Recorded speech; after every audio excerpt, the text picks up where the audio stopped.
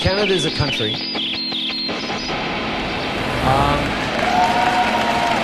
Waves of people came to this country, were welcomed by the folks who have lived here for millennia, the First Nation. And built this society with waves of people fleeing religious persecution, fleeing tyranny, fleeing to try and build a better life for themselves here than they had back home.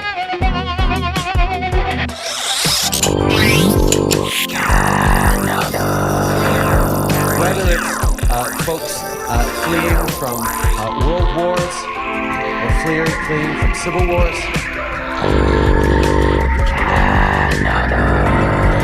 these people always want the same thing: to be able to live in peace,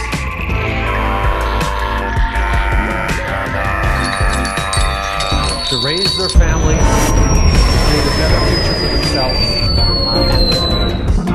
And that is what generations created, this extraordinary diverse society we have.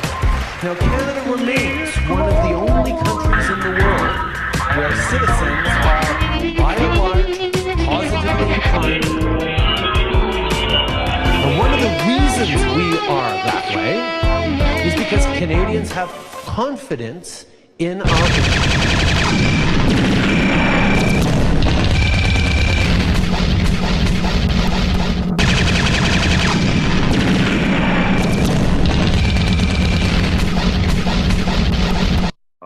Isn't that special? Welcome, guys. I'm going to move myself over here. I just like it over there. Welcome to MKCANADA, the show about mind control in Canada. I'm Andreas Xirtus. Welcome, everybody. I've got my wonderful guests and co-hosts. Kurt, so glad you're here. Musical guest who created the American Time Machine experience, changed my life. Earlier today, I was singing a jingle, which I recorded for you, and we're going to work on a song. It's like, you could be my girlfriend. You could be my girl. It's going to be good. Jordan, also with us, Vizal from the Divulgence podcast, a great podcaster and a great Canadian and a great guy. And then Melissa, who is actually a Croat cousin of mine, which is kind of interesting, and lives in British Columbia, which is a fun fact. How are you all doing? How are you doing, Melissa? Really good. I like how you had to think about it for a second. You're like, I don't know. I just went through that weird mind control. I'm thrilled. Video, I'm usually a chat dog, I guess I would call myself, where I'm just constantly barking in the chat. And then now I get to be on the show. Well, yeah, it helps to be Croatian, and it also helps to be Canadian. And a cousin.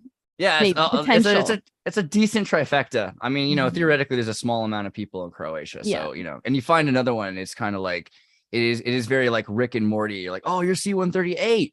C. I like it.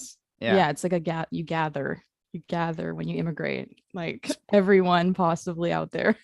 Speaking of Canada, I mean, in terms of the news, Canada's news is a little different than ours. Like, it's not like about the sexuality of Canada so much. Wild horses face unruly storms as Fiona nears Canada's east coast. Now, in California, I don't think anybody's that worried about Storm Fiona, but in Bermuda or in Canada, there's apparently this crazy storm that's headed this way, and Canada's supposed to be scared. And if you're living in Canada, I just warned you, so you should be grateful. But yeah, it's going to be a big deal. That's a scary one. The other one, category 4. So 1,000 Puerto Rico. Puerto Rico's in trouble. Canada's looking at kind of a concern. There was another thing which made the title: Canada to drop COVID vaccine mandates at border starting September 30th, which is sweet, so we can hang out again. Yeah. Any thoughts on this? On the because like, remember the trucker protest? Everyone was like, "Can we just get this up?" And now we're here. It's about time, man. Yeah. Like, plain and simple. From my point of view, it's like, it's about time. I mean, like, their whole fucking plan failed, in my opinion. It was just ridiculous. I mean, it definitely, quote unquote, worked for some people. Just showed how out there and out of touch, and how sleeping with their eyes wide shut people are. But for the most part, I mean, it didn't work. So I mean, it's like, let's just move on here. Like, I mean, there's so much stuff coming out now, obviously, about the vax and this and that, but with regards to like masks and all these lockdowns and all these ridiculous restrictions, it's it's been shown that it's not doing anything. It doesn't work, and it's just causing us more difficulties than anything. So yeah, I agree. It's like, move on. Let's get back to try to get, the rest of our freedoms back here and stop bickering over bullshit. See, like, so that sounds really Canadian to me. Like the idea of being patient and waiting, and eventually the problem will go away because we're polite and patient about it. But what's ironic is Americans, like United States citizens, do that more. Where were our trucker protests in comparison? Really in comparison to Canada? Canada seemed to go further this time by saying, hey, we don't like what's going on. We want to stop this. It's messing with our actual lives in every way. I mean, so is that kind of an unusual thing for Canadians to have to just stand up and say, we don't like what's going on, we're not going to put up with it?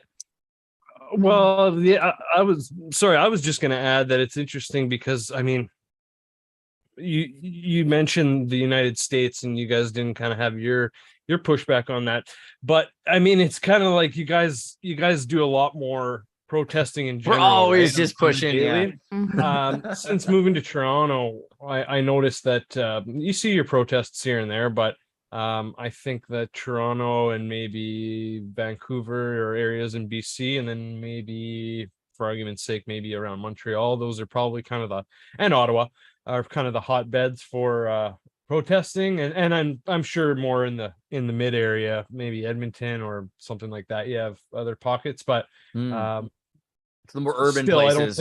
I don't think it amounts to, you guys were like, each individual state has its own shit going on, and it's you also have your national stuff going on. So I think it just amounts to a lot more. So it is a little bit different for us, especially from the point of view of people that don't live in cities like Toronto. Like, for people living in my hometown, Thunder Bay, you don't necessarily see that much protesting going on. And if it does happen, you can go throughout your whole day or week without noticing it or seeing it or whatever, right? So yeah, I would agree to that. What about the different partisanship of Canada? Like, is British Columbia and Thunder Bay and Toronto, like, how, I mean, granted, parts of Canada speak different languages, so how different are BCers from Well, I think when it comes to language, I could be wrong, but not just language, but I just in think- terms of being different kinds of people, Sure. Mhm.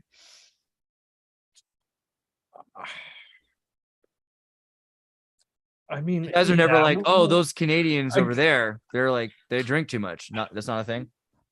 I would say that when people from ahead, Melissa, Toronto, sorry. the city, come to Vancouver, they're always struck by how unfriendly it seems because people are really reserved on the West Coast. I think there's like a strong British institutional kind of politeness it's like old school British kind of culture or something that we're all, I don't know, trained in our schools with, I think. So anyway, there's a reserve and then a shyness, and then the sky is always gray, so we're kind of depressy. And then people like to stay home. We're all like, a lot of us are indoor kids or hiking or something like that, like harsh alternative in nature. So it's kind of freaks them out. People from Toronto, they're always complain that they seem rude or like they're too brash, and everyone's like afraid of them and they don't know if they're making friends, and like how long they stay is usually just a couple of years unless they really find their groove. But it seems uncomfortable for like most. And I know in the same thing with Alberta, they have a lot of Yahoo culture, like people indoors in the winter and like everybody's playing games and like drinking in like someone's basement or like some like underground bar like some like claustrophobic bar. So it's like really cute like culture, but it's not as friendly in that way here in some ways. Yeah. The cold keeping people closed. Yeah. I don't know what it is about BC, but I could be wrong, Melissa, but yeah. I have a friend, shout out to Tyler Jurek. He lives in BC. I forget the name of the little town, but he mentioned that he lives in a smaller little town, and it's a lot more laid back and more on the kind of hippie, free love, peace side. Yeah. So is it that hippie. you guys have like little pockets of cities that for those people to kind of migrate to, and then Absolutely. like you mentioned, the rest of the areas kind of just has that overcast of that different ideology and that different presentation and level of Absolutely. manners or whatever. Yeah, That's interesting. So yeah, regal. Yeah. All right. there you go. Like Southern Croatians are like, there's a cliche thing, Dalmatian bums kind of thing. People from Dalmatia, like there's Hey! like the trope. There's the trope of the guy, and there's always one who's just like here to live and just relax, you know. And that's a huge thing on the West Coast too. Yeah, We you have a can lot really of get by. we have Yeah. a lot of OCD Croats as well, to be fair. Yeah, So- yeah, of course. I'm Uh, more genetically related to the other. Kurt, though, you've met Canadians. What do you think of them? When was the first Canadian you've ever met? Do you remember? My cousin-in-law is actually Canadian. Oh, He was- wow. yeah. So it He was spreads. Was that? So it spreads. So they are out Yeah. there. Mhm. I mean, I think everybody, Canada's just so like enmeshed with American culture to a certain degree. Like we can all name famous people that are Canadian. It's like, I think with there was a major like international trade deal that someone said it would basically made Canada our bitch, and I don't mean that insultingly. I mean, everything's so Fuck you, business oriented Sandra. now. Mhm. Yeah, everything's so business oriented now that we have this huge capitalist machine that tries to make everything subservient to that. So I don't think it's necessarily a good thing, but in terms of like world trade, it's like Canada has been made a sort of extension of the US. And we talked a little bit about how that integrates with media. We talked about that a week or 2 weeks ago on the Canada episode. So it's weird because the US gets so much media attention, but there's enough of an English speaking Canada base to where you would think they would get more proportional media attention. But anyways, my cousin-in-law is Canadian. He played baseball, and baseball, I guess, is still pretty prominent in Canada as well. And I guess he's a big dude, so I think he thought about, bouncing around some of the minor leagues, but he chose to have a family life instead. And he's always been a good guy. And there's enough of overlap to where like a lot of Canada doesn't have too much of a distinct like accent. So I actually I wouldn't have known he was Canadian unless he like Unless they like want to be Canadian. Like Mhm. JJ McCullough like created the boot. He's like, I say a boot because I'm in Japan and I want people to know I'm not from the United States, which is fair because I did that when I didn't want people to think I was from the United States either. But it's not like any real Canadian says that I ever heard in real life besides JJ. Do you know any Canadians that say what's up? What's it all about then, eh? Has that ever happened to you ever? Just when they're doing it on purpose. Exactly. Mhm. See what I mean? It just proves the point that they are British spies pretending to be Americans. They're in the pot. Yeah. Well, I mean, we did talk about this last time a little bit, but I want to expand for anyone who didn't look into the ICA, the Canadian Institute of Cultural Affairs, right, which is a very important group. And a big thing here is to make Canadian culture its own culture.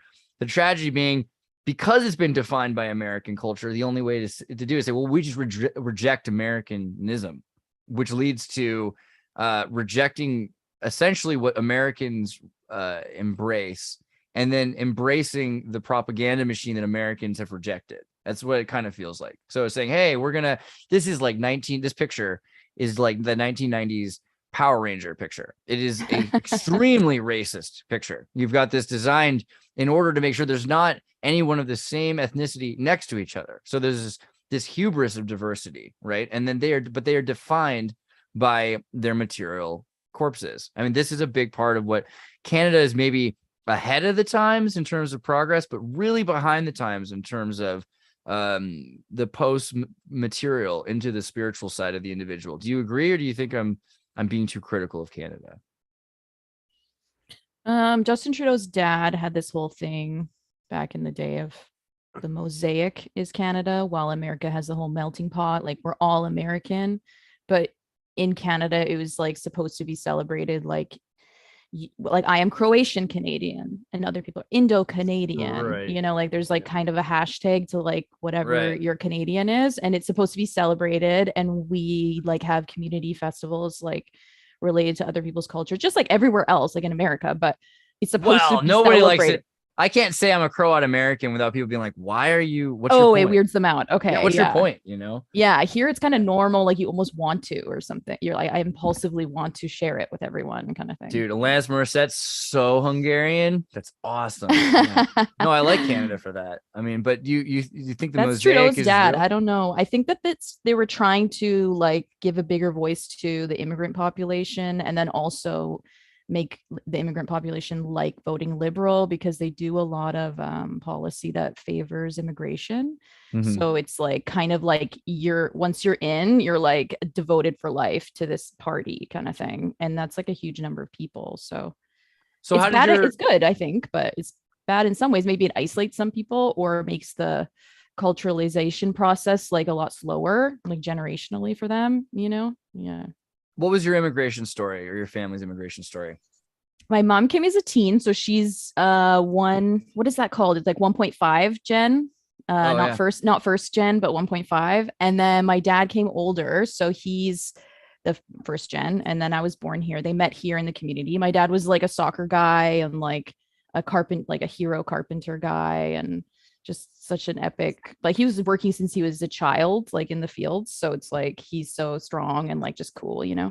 And then Why they go to Canada instead of to like, you know, oh, he could have gone Venezuela? I don't from know. his region. He could have gone to Australia or Vancouver. He had a brother in Vancouver, so he came here. Oh, okay. Yeah. And it so would have what been- what did they, so you're saying they made it easier for immigration? Like what were some of the Mhm. things that the Canadian government did that it made it easier or incentivized?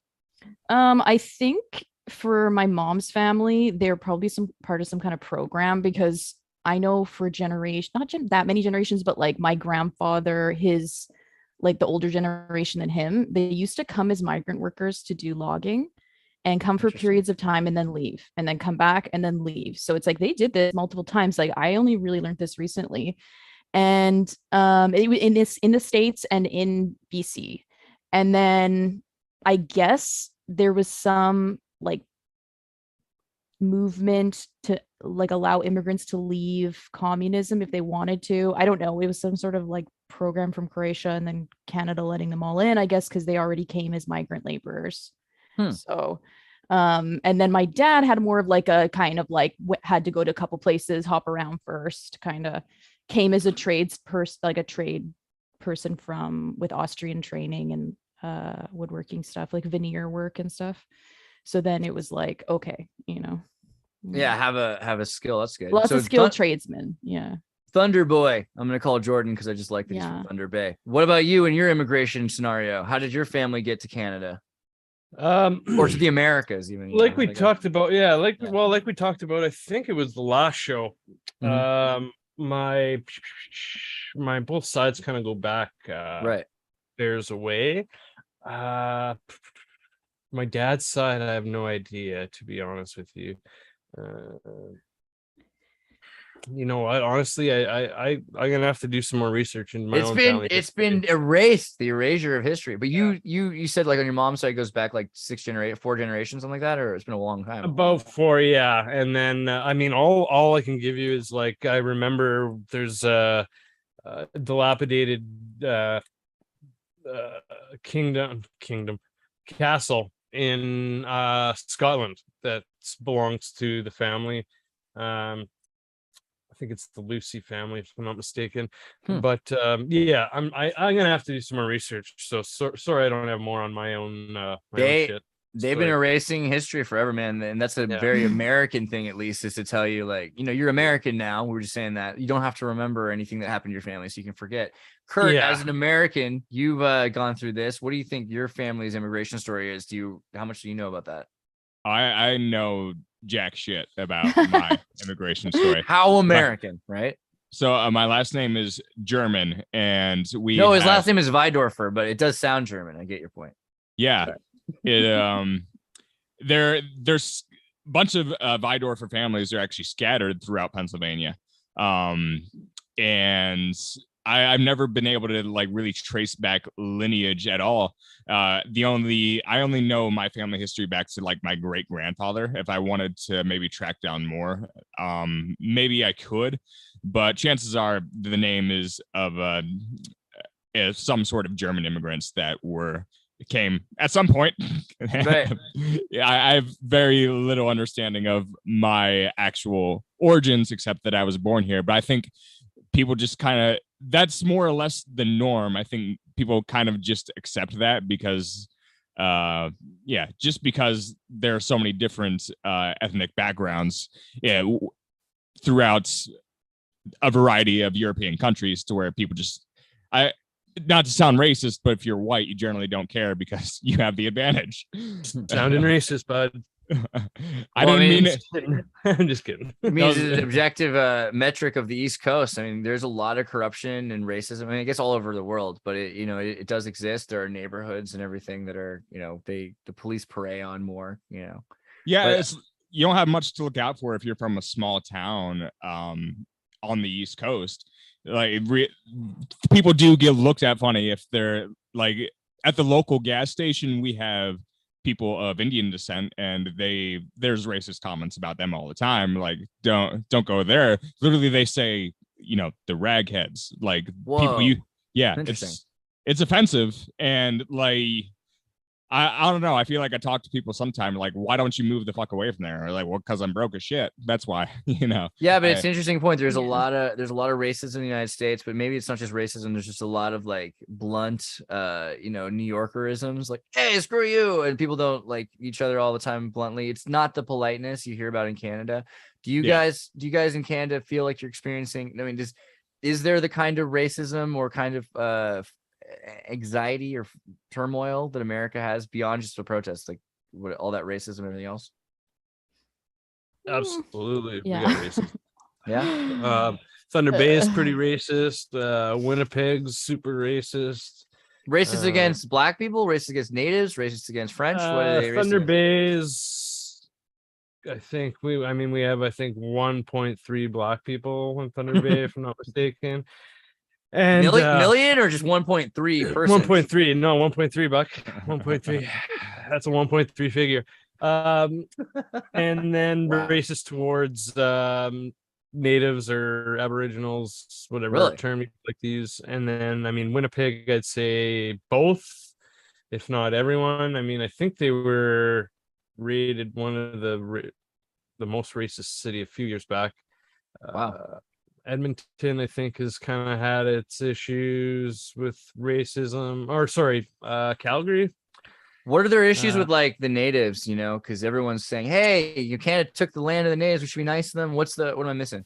It goes into that, and it goes into what we were talking about last week, the residential schools.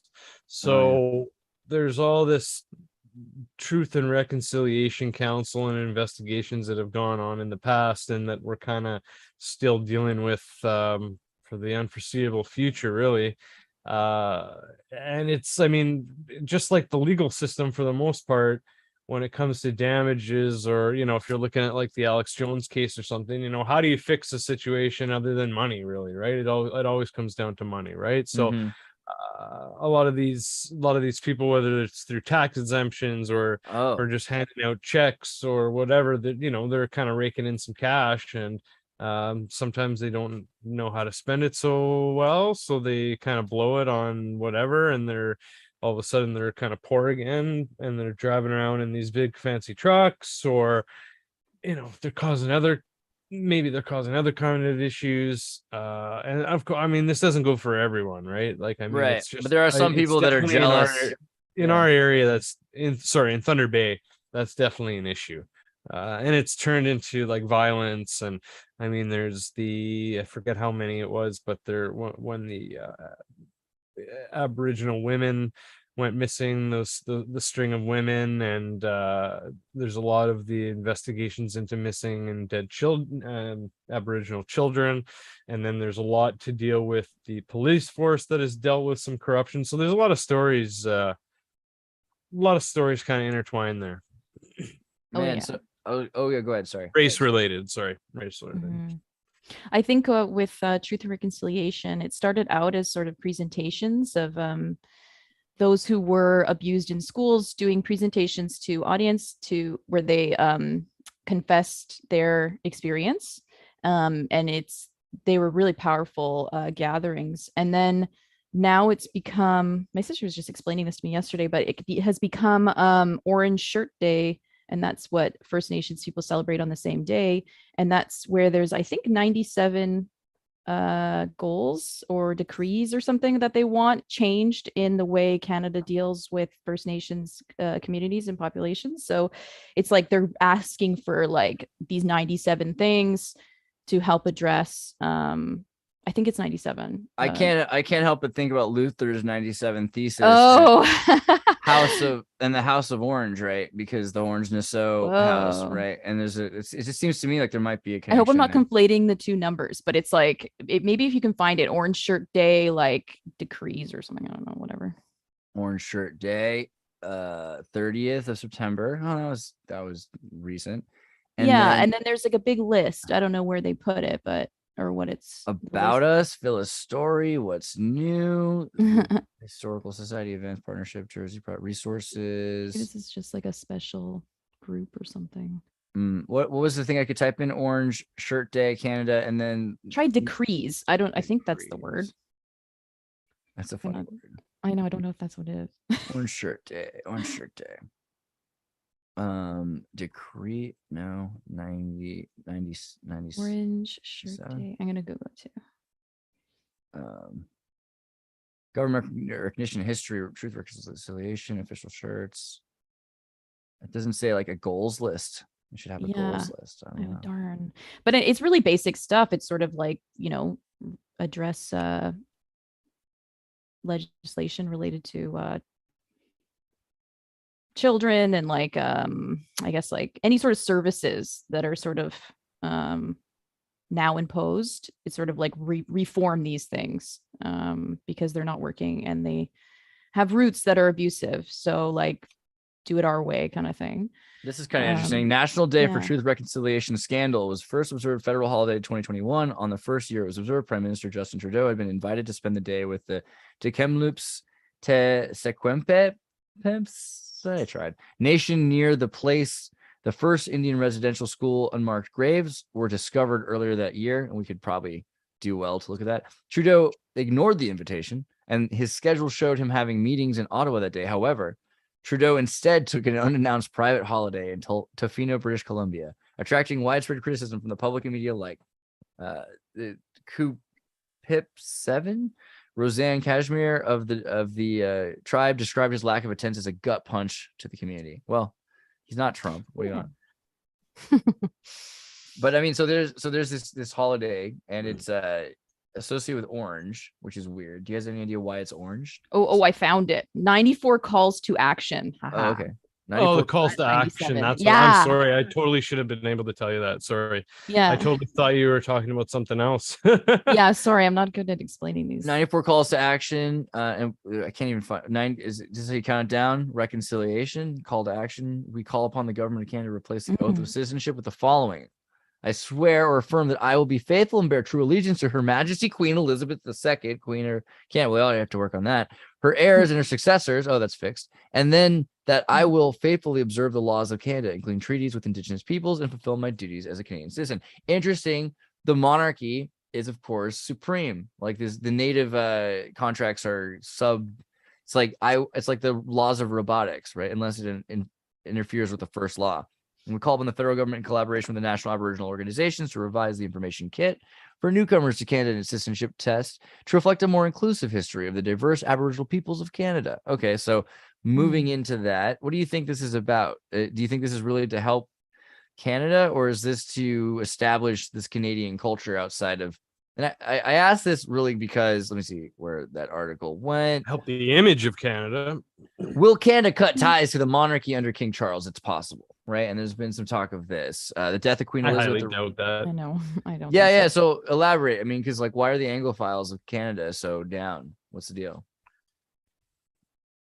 Oh, I don't know. I mean, I just don't think it's gonna happen. So why are the Anglophiles not down? Like, what do you ask? No, I mean, why are they I'm into just saying the? I doubt it's gonna happen when they cut ties. Like, I mean, it just seems like bullshit drama made up to.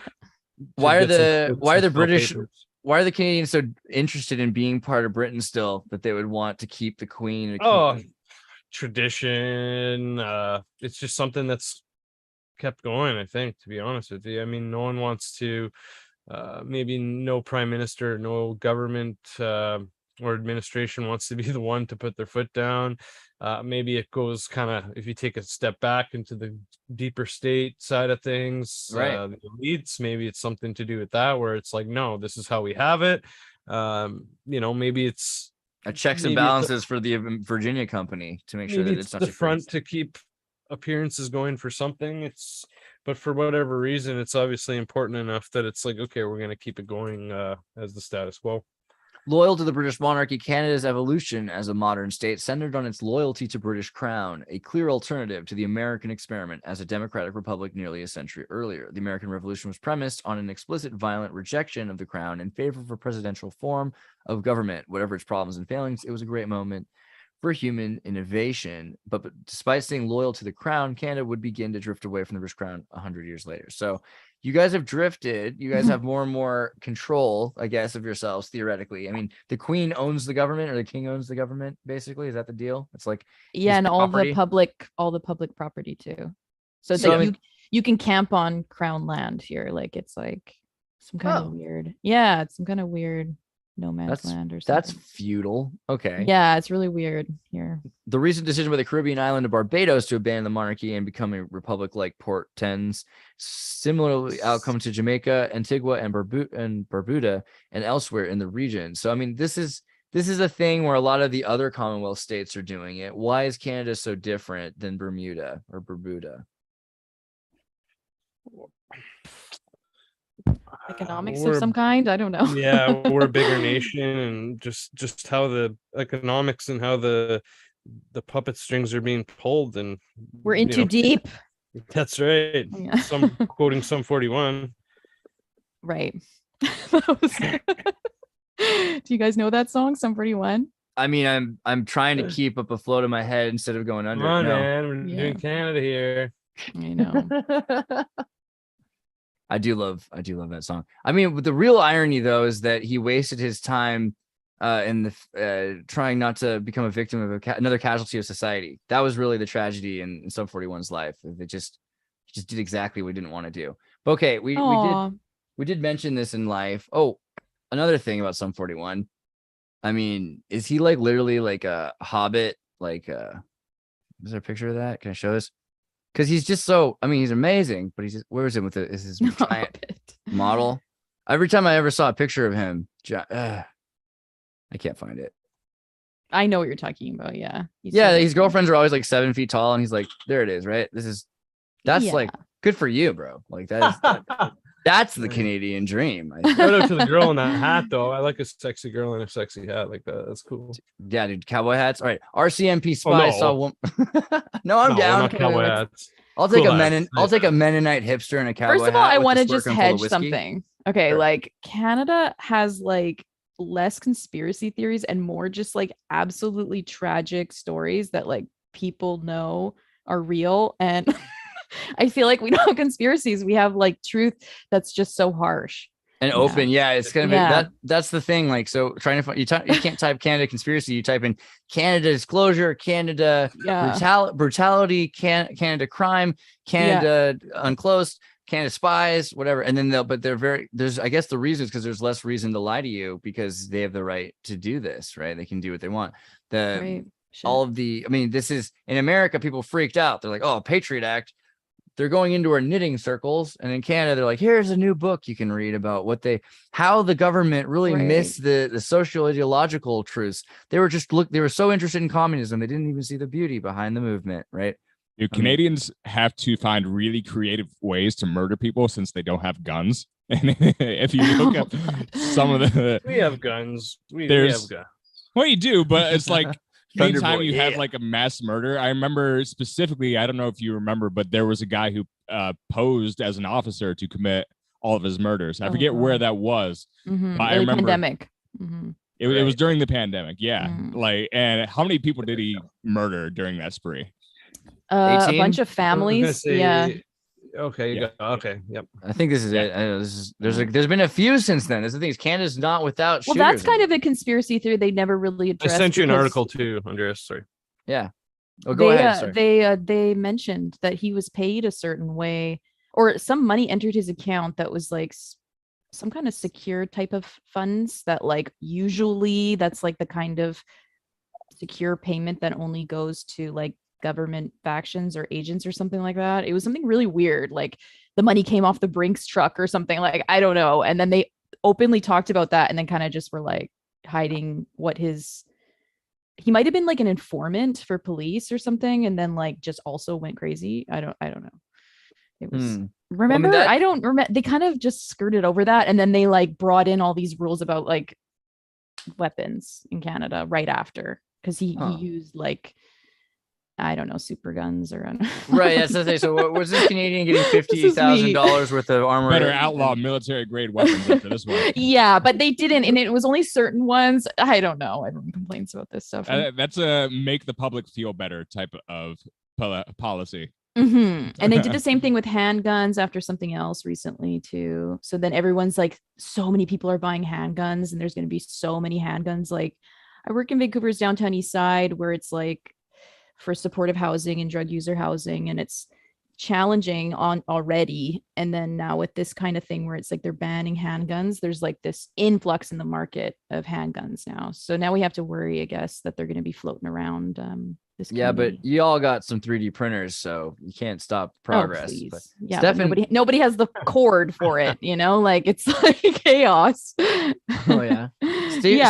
Stephen Paddock was the American mass murderer who perpetuated the 2017 Las Vegas shooting, cited by 4 sources. So you can't deny Wikipedia, right? But he has an interesting backstory, you know, and most of the witnesses you can't ask about it because they died mysteriously within the months afterwards of just like, you know, heart attacks and random stuff. And, you know, that's totally not an MK Ultra drugged out face, by the way. That's not what that is. No, definitely not. But I mean, born in Clinton, Iowa, which is a scary name for any place or thing, and moved to Los Angeles. And then, so the whole story, his connection with the IRS, Postal Service. By the way, federal postal agents do stuff. I don't think people realize the way the Royal Canadian Mountie Police. Stuff, all right. Dude, I mean, they know where everybody lives. Dogs think they're evil. Not all of them are, but some might be. And it's important to know that the federal post office is. Anytime I remember, it was at a Snoop Dogg concert on a Sunday, and there was like 6 post trucks up and down the street. And I'm like, it's a Sunday. What do you guys do? It's like, come on, don't be so obvious. I mean, but then there was a huge bust in the club. Paddock worked for 3 years as an internal auditor for a company that later merged to form Lockheed Martin. So he worked for, you know, one of these military contracted companies. And this is the kind of story that we're supposed to say, okay, well, don't ask questions. Don't look into this. It's the same thing in Canada. You've got these characters. The news tells you what's going on. That one's a bit more specific. You had this one, though, Jordan. What's the story with Courtney LaBelle? Yeah, shout out to Mother Love. My mom has sent me this one. She's back in Thunder Bay. She's big in the legal scene. So, yeah, we had this mom who stabbed her 11-year-old son to death. Says she was on drugs. So that was her defense, that she was on drugs, but yeah, the jury wasn't having it. So I think there's 31 stab wounds, 2 of which went to the heart. And yeah, I mean, I don't know. It's crazy. It's crazy. I mean, the amount of people that you saw, like last week we showed, what's her name? What's that lady who's the most hated lady in Canada? I don't know. Gosh, Carla Homolka, right? Oh, Homolka, Oh, yeah. that story is so spooky. Yeah, I know this is like we kind of cover this, but every Canadian who hears it's like, yeah, I heard about this, but most Americans don't really know the whole deal, right? That there's a couple that were kind of elite and they had enough money and they were going around. The husband had become the Scarborough Strangler, and this was allowed to continue for like a long time, several years, right? They didn't. It started with the sister. Her sister, I think, was the first. It may not have been Paul's first victim, but it was the first. I believe it was the first person that they kind of killed together, and they were in on it together. I mean, it has this very royal reptilian, like what's that? Rockefeller. There's a good movie on it. Donna from that 70s show, Laura Prepon, she plays Carla. I feel like it reminds me of, you know, those stories that always come out in America, like Elizabeth Smart You know, like the weird Exactly, guy with like the exactly, Melissa, shed yeah. in the ground. Like I feel like it's about as elite as that kind of Mm. person. Well, that's a good question, though. I mean, so that's the thing. They put it out in the media. All Canadians heard about this, made it seem like it was the only time in Canada that anything like this ever happened. But we also have was a Canadian guy kills hookers. What was his name? You know what I'm talking about? The Picton farm, which Fed was prostitutes of pigs. which they don't know if it's associated with like they used to throw parties there for like Right. He did jam band drug- parties and stuff. Yeah, with like heavy drugs and gang related stuff. So it's like they don't know if it was like some kind of fetish thing or something. I don't know, right? Yeah, I mean, they were mostly all Yeah. prostitutes that were kind of getting older, and were not all of them, but Yeah, and just like girls like coming to party and stuff too. Like they're just sort of, you know, not respected and like in community, I guess, or like publicly, I guess. Like, so they just call them prostitutes, but it's like whatever. They're just chicks hanging out, you know. did they do a deep? And they like do a little bit of drugs, like whatever, people do drugs, you know. They did a background on this dude, Robert Picton, and he you know, he was pretty successful before this. He'd done a lot of important things. He was a popular member of his society. He was born to a family of pig farmers. There was something there that connected him to the British government in his early teens. He went to some kind of his mother died following year, leaving Picton Farm, and his two siblings, Linda and David, did not want the farm. David took over the house and began running the farm on his own in the remote area of the properties. So he's kind of isolated at a certain point. They're making it seem like he's just this crazy guy who's all alone, and they don't put in the main description about how was put into like one of these police orphanage, a juvie system. And so I wonder, do you think, I mean, every one of these scenarios that we've talked about, it's like Charles Manson. They've gone through some crazy conditioning of some kind. And we talked a bit about the residential schools. I mean, do you think it's like on purpose? Do you think there's some psychological trauma intentionally, or are they just like evil people? Well, I work with a lot of people who are like escaping, I guess, charges, and like they'll talk to me about that. And Elaborate. What? oh, well, in the housing, it's like sometimes people will just stay home a lot because they have a charge against them and they don't want to leave, you know. So you'll end up talking to them quite a bit about like what's going on with them. What? And then you try to Can you- convince That work?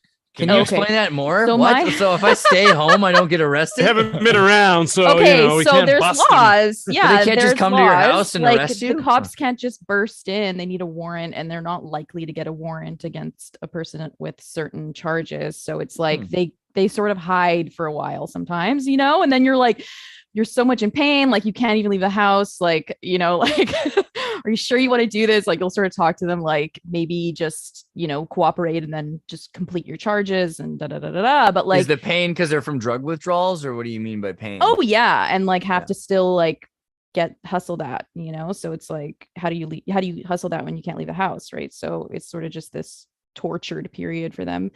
And then anyway, it's just funny, but you'll talk to them and they'll tell you like, this is not a therapeutic environment, you know, because you sort of think like, oh, do the charges, you know, and like do the things that you're supposed to kind of do. And like, maybe, you know, you'll get some insights about where you're going wrong, because they, you know, like where you're going wrong or what you could possibly learn. And the stories I hear about what it's like to be in jail are more horrendous than they're terrifying. They're terrifying. And it sounds awful. I think you can avoid it. Like if you choose like to just be so stoic and like resilient or something, like maybe you can just be like, no, blinders on, like don't come at me with this bullshit kind of thing. But I don't know, I hear horrible stories, especially people who were charged with something that put them in prison like from childhood. Those institutions sound really awful. Not a lot of education going on, not a lot of like resources for growth, unless maybe you're some kind of star student or something, you know. It's really bleak. I mean, so, but in general, like in America, what I found was, you know, the businessmen pay to make the schools run a certain way to teach the ants how to find sugar, so they don't have to watch the ants find the sugar. And you want hungry people willing to work. So you get those people and train them. You can get some rich kid and try to teach him math, but it's like, what's the point? He's not going to be willing to suffer for you, you know. And you don't want 1 million people to interview. You want like 3 people to interview. You don't want just one person to interview. But you Yeah, don't but want it's to not interview even people all like day. psychology based. It's like, okay, so you have people who are like, okay, they're like, what is that called? Sociopath. Okay. So what's the trauma of a sociopath? They essentially like authority when they were young violated their sense of like autonomy, or like showed that they were not like a trustworthy authority. Like it's like that kind of like you look at your parents and you see God or whatever kind of thing. Kids get that security from them, and it helps them normalize and rationalize things and calm their feelings and stuff. It's like something happened where it's like that didn't have that, they didn't get that kind of like attunement, and they developed a coping mechanism that's like a pathology that's like, okay, well, I'm just going to take what's mine and I'm going to outsmart everyone and I'm going to survive, like I'm going to do better. And then you put them in jail, and then like they're trying to do school, and then there's some perverted weirdo like, like teaching the class, like taking favors and like not even teaching the lesson and just being creepy, like was sexual with someone. You've watched or whatever. Animal Factory. You've watched the movie Animal No, I've Factory. with talked to Steve people. Buscemi. I mean, No, What I've is the- talked to people who like experience this, or What like is that movie, Animal Factory, though? I've it's never like, heard of that. whoa, and it's like prison so movie. then so then it's like you There you just go, yeah. trigger that shit, and it's like, how are you now you have no sense of you're even more There you go. surviving, I'm sure Because this there's is a accurate. scene, Like, that exact scene in that movie, the Tom Arnold scene in the classroom where he's yeah, What? the women, Edward Furlong, awful. William Dafoe, and Tom Arnold. This is yeah, like, buddy. And Steve Buscemi directed it, and he's in it too. He plays the not the warden, but he plays like I don't love know. I Edward forget. Furlong. He's how such the maple It's a did I great movie. miss It's this? a great movie, Yeah. man. It really is. I will be watching Mickey that. Rourke plays a drag What? queen, I tranny. love Mickey Rourke too. Steve Buscemi's a genius. There's a couple I other mean, good actors in it. It's a great movie, man. It's definitely a gem. dude. I mean, but is the Canadian prison experience as violent and as horrible? I mean, because you think about how they put people in these closed Never been. homes. Okay, fair. But Melissa, you were saying you interact with people that might go to jails. I mean, what do you Melissa think of it? seems to know. Yeah. Well, I just seem to know people's firsthand experiences of sort of like why it didn't work well for them, or like just the notable things they remember about it, that they're like, I didn't finish my school and kind of because of this, or like they're not even really like telling tall tales. They're just sort of like talking about like the trajectory of their lives and just mention these sort of bizarre or like horrible things they lived through. Yeah. Is there as much of a like grooming aspect as there are in like U.S. prisons? Okay, Maybe. like Oh, the group stuff. Yeah. There's like group stuff for sure. Yeah, to survive or like, whatever. Yeah. You there's get bullied and yeah. Well, there's a specific video I'm thinking of. It was I'm pretty sure it's a real video where the guy he talks about I'm trying to think of the words he was using, but he's literally describing the process of like literally like using jelly from like the lunchroom and then like eating each other's butts out. You know what I mean? Like, Oh, no. Nice, They wouldn't nice, share okay. that story with me because I'm me, right? They're not gonna just start telling me something like that. right, but then like you have this perversion that You might. seems like it's so No. normalized in the American prison system. Right. Yeah. where, I like, mean, prison is all about getting raped. It's literally when every American thinks of prison as a place where you go to get raped. Oh, There's like that power stuff, right? Not So it's every like- American, but I think it's that's just like what- that power thing and like group power stuff, and it's like super toxic, and it's like not what being a normal citizen in society, like when you're civilized or whatever, it's not therapeutic, because it's like when you're out, you're supposed to be like, oh, we're all like responsible and like doing laws and like being appropriate and like polite and like following the rules and like showing up on time, and then you get this fucking experience that's like, what? This is a totally different system. So you're not even learning like how to face reality, Yeah, well, Yeah. you could say the way we structure society, it forms its own sort of prison, and some people like to poo-poo on that idea. Yeah. But really, like, what are our schools and how are schools designed? In Pennsylvania, like, we actually had a lot of our schools were designed by the same person that was designing prisons. Like everything. is designed to be, we're supposed to be a factory society where people are, they're trained to run the machines. I guarantee in Canada, it's the same thing, because if you're a civic, I guarantee all over the world, if you're a civic architect, you're going to be building prisons and schools and other, civic buildings. If you're almost, and I studied this once in California, all of the buildings in the area of Santa Cruz that were built, the prison, the mall, the police station, all of these corporate headquarters for Silicon Valley, all built by similar guys. They built the same guy, and you could check out one architect's name and see he'd have a prison, a school, a hospital, a number of these, parking structures, almost all of them do a parking structure before they do that. And I'd mentioned at one point, I had a friend in Arizona, they had built a brand new school for them because the school got too big of a population. And they decided that the school that they had built, the brand new one, was too good to be used as a school, and the prison needed it. So they moved the kids to the old prison building, and they moved the prisoners to the new school. So, I mean, that is America, but it is the world. That is the world in general. I mean, if this is what it is all the time, why don't they just make us, if they want us to be some sort of militant citizens or something, like, why don't we just do that since childhood? Go to like military schools. Like, I don't understand. Maybe you don't want everyone to be a soldier. You know what I mean? I guess like you have to pick people you want to be weak. There's a middle ground compromise there. Like, we could you can be militaristic in two different senses. Like, in Switzerland, everybody has mandatory military service, but it's dumbed down military service. They are trying to destroy that, though. Also, Switzerland is under attack, but yeah, I think Switzerland is a great fucking example of how a country should be run. That's just my personal bias. It really was up until like the year 2000 when they changed the constitution. They had a brand new constitution that won by 51%, replaced their 200-year-old constitution, which they'd, by the way, been the country that had never been in a war before.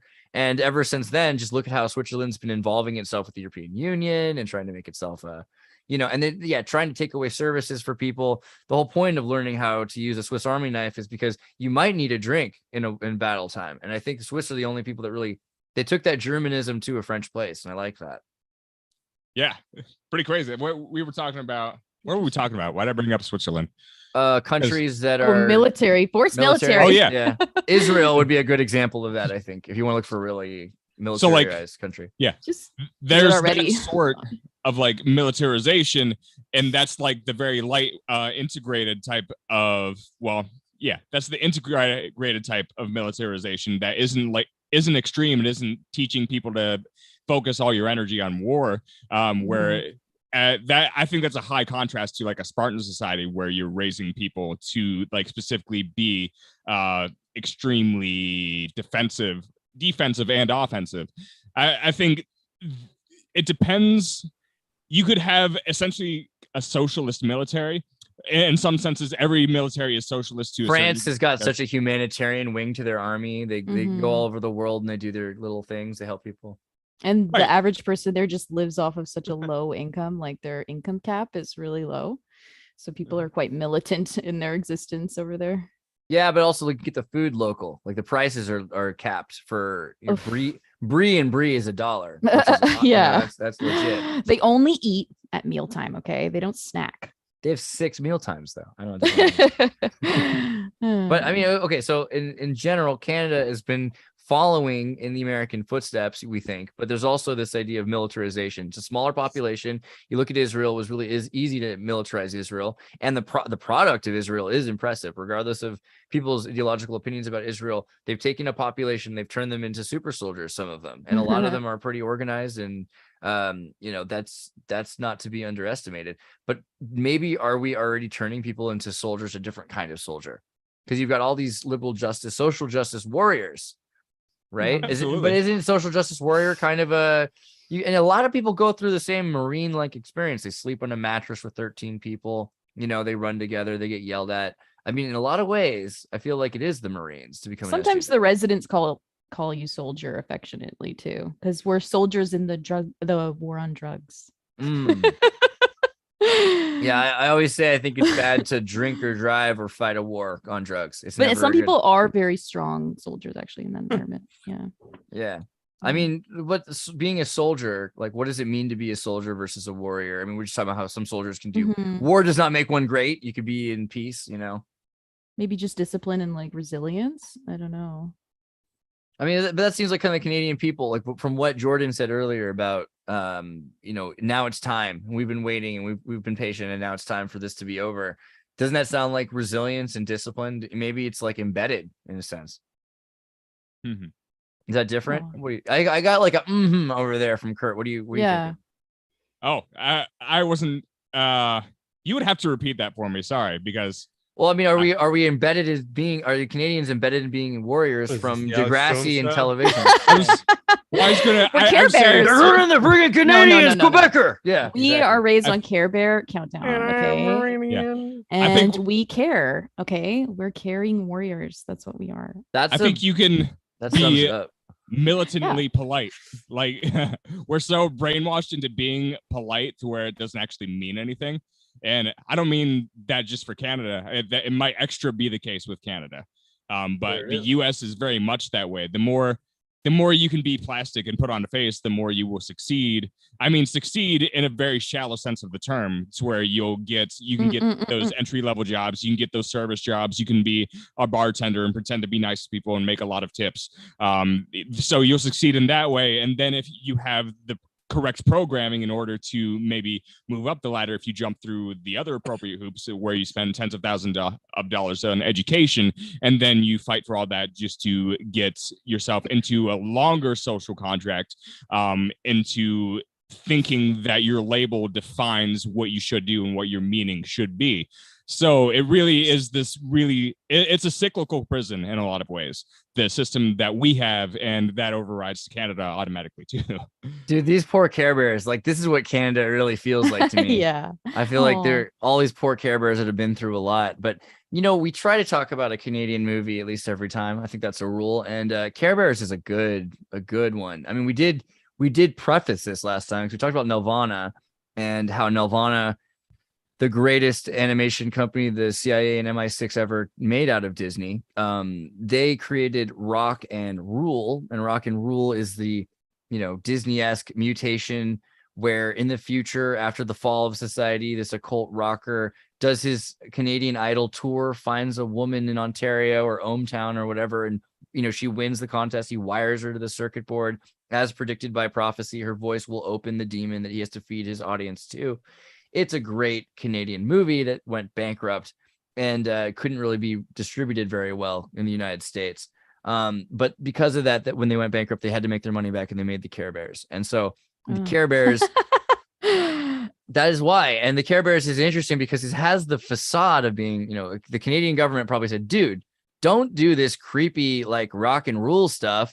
I know you want to talk about Satanism. Just do it make a cartoon that parents will buy their kids. And all the parents are like, oh yeah, cute, colorful, the right color tones. These are all colors that kids' rooms were being painted at the time, like the gender neutral color scheme and everything. But the Care Bear movie is so dark, dude. Like, let me just, you guys recall? I mean, like, let me see if I can get the movie. Like some of the images there. Where's that kid? The spell book. Okay, so basically there's this little creepy ginger kid and he finds this creepy book, and in his book there's a witch's face and all kinds of runes that are projected out of the book, and when he reads it the face gets more powerful, and as he puts more of his soul into the book the witch gets more powerful, but he starts to die. And by the end of this story he's become mean. He's become kind of crazy. In fact, this is him now. Like, but then he dies because the part of the magic is to fully take all of his essence and kill him so that the book can become a living corporeal witch again, as foretold by the Care Bears prophecy. Of course, this movie's aged what, 4 to 6, I think is the age they want kids to watch it. But and then he dies. That kid died. One. Okay, go up with the swing and the roses. I mean, like the Stairway to The Russian Heaven. friend. Where's the rose one you saw? It's just a little bit up. Thank you. Did they go past it? Childhood ends. The Care Bears on the right, top right corner. Les bisognos. What's happening Le here? film. Oh, it's so small. Oh, this is the one? Okay. I see. That's why I didn't even see it. it. Was pretty for a minute. Yeah, and the kids are walking through this like world on the Rainbow Road. Is this the Quebecer? That's how you guys call it? Le Bourdieu. I like that. Well, so the kid dies. Let me see if I can find a picture of the dead boy. Is that gonna Can't believe work? they killed the kid. Oh yeah, totally. And this is Whoa, he's glowing. right. So anyway, he loses his soul first, then he starts to die, and then the Care Bears are like, dude, this is like getting dark here. Like we're social justice warriors. Storms are brewing. Get the gummy bears and their alchemical formula because we don't know what to do. And eventually they're like, dude, we Beautiful. care. That's a big power that we have. We're Care Bears. So we care. We're going to care so hard. We're going to bring this boy back to life. But it's not working. It's not working. The kids at home are all watching this cassette tape. They rewind it to make sure they got it right. It's not working. The kid's still dead. And so all of a sudden, the Canadian Bears, they stare you in this face. They break that fourth wall there, and they say, kids at home, we don't have enough power. We don't have enough care. Perhaps if all the kids at home cared and they believed with us, hold your hands, kids. Let's do the spell. We care. We care. We care. And you got kids. Like, I remember I was with like Holy shit, kids dude. like they were around my age and they were like freaking out, like at the edge of their seat at 5 years old. We care. Oh, that's so cute. Do you know Yeah, the but release it's of that also episode? esoteric as F. But yeah, But Sorry. that's a good thing, no? Isn't it a good kind of esoteric? Or no? I will spend the rest of my life wondering that about Nelvana because Right. they also did the Devil and Daniel Webster. No, Mouse. Sorry, Devil and Daniel Mouse is their a really, really fascinating story behind the story of hey, I just met you and this is crazy. So here's my number. What's her name?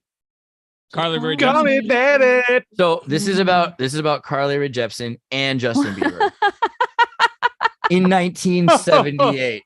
What? Did they have a well, story together? No, Oh. imagine it though. Oh wow, this looks so good though. Look Oh at yeah, that. The devil. I have some cells and frames from the original animation somewhere. I don't know where they are, but like, yeah, I care about this. And the deal is the devil Ooh. is this Americanist or maybe this Toronto corporate record label holder kind of guy, but it's the Canadian devil, you know, but he's got this American kind of accent or attitude.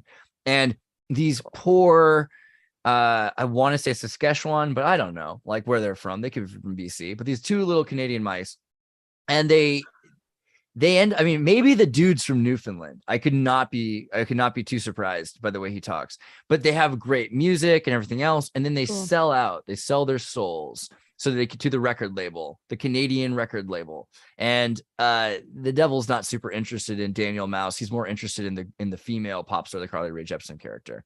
And so her life is turned upside down. Satan glamorizes everything. It's very Faustian.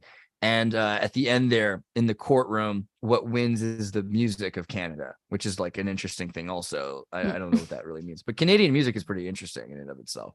But so Devil and Daniel Mouse doesn't seem too evil to me because it's all about defeating the devil with the power of your heart and telling Canadians to be damned careful of dealing with record labels or big money or any of that other stuff. Maybe that's a good. So it's hard for me to say Nelvana is evil. And the idea they're teaching Care Bears to kids to make them do ritual magic to bring people back to life with empathy.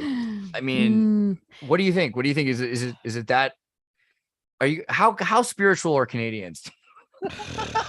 Yeah, I think it's like, you know, in psychology, I'm reading some textbooks on it, and they'll always say like education, awareness, like non-discrimination towards this, or what is it, negative sort of cultural cultural judgment or whatever that is. This Bias picture is Canada, right? No yeah, bias. so it's kind of like educate, like get over the fear, like learn that, like mental illness shouldn't be stigmatized. It's just having a flu, in your brain or something, or whatever. It's just like calm down kind of thing, and educate yourself and don't like perpetuate ignorance is kind of, I think, the goal. But like, I guess where it gets stressful is when you have things where they change like laws and policy and people are like, what, like don't push that on me, so Don't tread on me. yeah. And it's kind of like, okay, so where do we put the education in and then where do we take it away, that kind of Well, what about thing. this idea of like, so there's the equity of Canada, the idea that every Canadian has kind of equal opportunity, but is that true to any extent? Last week we talked a bit about the is it the Just Laurentian that River? American dream bullshit kind of whitewash story. Yeah, you guys got some elite. What's the elite versus the non-elite like? What's the dynamic in Canada for that? Old money in Canada. Old Ours money. are just a little less. Yeah, ours are. I know the whole point. Most of the point for the elite is to be, for the most part, unknown. But ours are, I guess you'd say, more unknown than Americans. Mhm. I mean, when it comes to politics and somewhat true crime and scandals and celebrities and Hollywood and I mean, Canada likes the American shit, right? Like, Yeah. it just goes back to our discussion that we kind of opened with. Almost is like Canada is America, and we're kind of, and Yeah. to just make my comment on that. I mean, I don't know what the problem is that we have such a similar culture. I mean, I think we should just embrace that. I don't think there should be an issue with that. I mean, I like that I like how different it is though. Like for me, we have when our differences. Yeah, I was just gonna say we have our differences and we can embrace those, but we don't have to try to shy from the fact that there are similarities too. No, yeah, I think that's a Mhm. huge thing with all of humanity we should do. But there is A something lot of the rich people, their children, it's like disproportionately their children have been like held hostage. Like a child of theirs have been What? abducted and like held Oh. hostage for a period of time. Like that's like really big in the stories of the millionaires of Canada or billionaires or whatever. interesting. Do you think that any of those examples might be like laundering, or do you think in general like there's just more rich? I think it's real. Like it's like their Huh. kids like hanging out on some island and just farting around, and then they're just like, okay, let's just take this kid Oh yeah. as hostage and hold I a remember- ransom, and then you'll never find us. And I don't know if they find them. Like I can't even remember. There's been some crazy stories though. Yeah. I feel like that wouldn't work so well in the US. Well, it's because like, yeah, why not? Yeah. my perception is like we do have like a lot of trust fund situations. Like being near a major university has taught me a lot about the culture. Like I honestly hate the university town. I think maybe they're all the same, and I would just hate all of them. But there's definitely cases of privilege. But like rich people, the people that actually own all the shit here, it's like they don't teach their kids shit about dick. Their kids are morons. Like they don't teach them how to like manage anything. So it's like if they got kidnapped, they'd be like, all right, keep the motherfucker. I hate him. Right. Like, I think it's a big thing about happens, yeah. Americans. Americans would just be like, you know what? I was already going to cut you off. I wasn't going to let you go to college and make you pay. You know, it's your problem, motherfucker. Yeah, it depends. They're probably better negotiators.